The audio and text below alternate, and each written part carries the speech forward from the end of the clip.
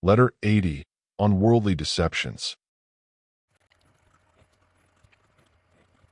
Today I have some free time, thanks not so much to myself as to the games, which have attracted all the boors to the boxing match.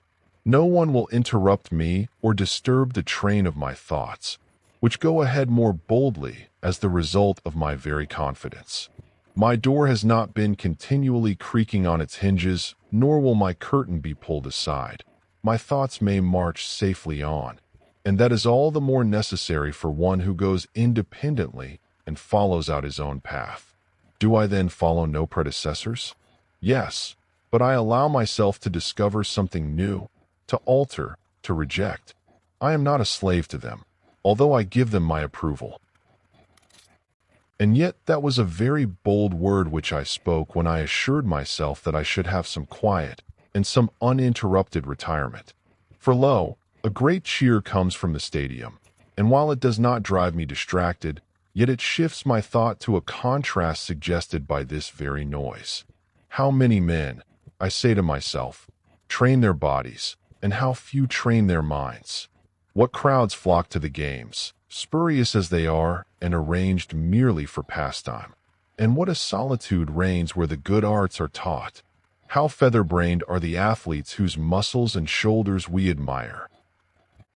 The question which I ponder most of all is this: if the body can be trained to such a degree of endurance that it will stand the blows and kicks of several opponents at once, and to such a degree that a man can last out the day and resist the scorching sun in the midst of the burning dust, drenched all the while with his own blood, if this can be done, how much more easily might the mind be toughened so that it could receive the blows of fortune and not be conquered, so that it might struggle to its feet again after it has been laid low, after it has been trampled underfoot? For although the body needs many things in order to be strong, yet the mind grows from within, giving to itself nourishment and exercise. Yonder athletes must have copious food, copious drink, copious quantities of oil, and long training besides. But you can acquire virtue without equipment and without expense. All that goes to make you a good man lies within yourself. And what do you need in order to become good? To wish it. But what better thing could you wish for than to break away from this slavery? A slavery that oppresses us all. A slavery which even chattels of the lowest estate, born amid such degradation, strive in every possible way to strip off. In exchange for freedom, they pay out the savings which they have scraped together by cheating their own bellies.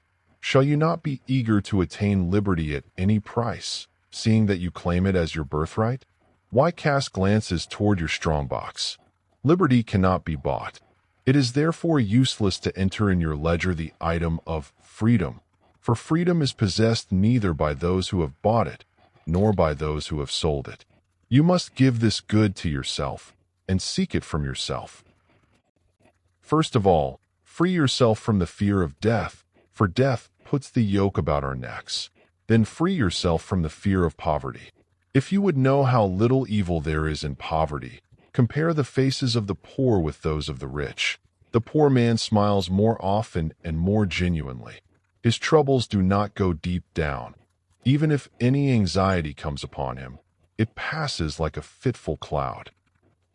But the merriment of those whom men call happy is feigned, while their sadness is heavy and festering, and all the heavier because they may not meanwhile display their grief, but must act the part of happiness in the midst of sorrows that eat out their very hearts. I often feel called upon to use the following illustration, and it seems to me that none expresses more effectively this drama of human life, wherein we are assigned the parts which we are to play so badly.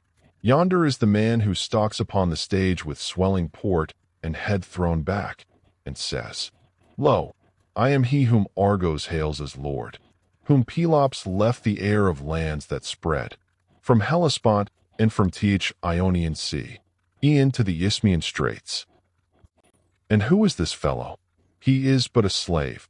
His wage is 5 measures of grain and 5 denarii. Yon other who, proud and wayward and puffed up by confidence in his power, declaims,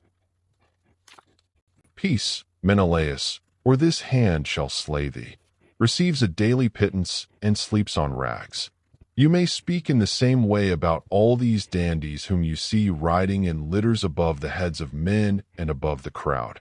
In every case their happiness is put on like the actor's mask. Tear it off, and you will scorn them. When you buy a horse, you order its blanket to be removed. You pull off the garments from slaves that are advertised for sale, so that no bodily flaws may escape your notice. If you judge a man, do you judge him when he is wrapped in a disguise? Slave dealers hide under some sort of finery any defect which may give offense, and for that reason the very trappings arouse the suspicion of the buyer.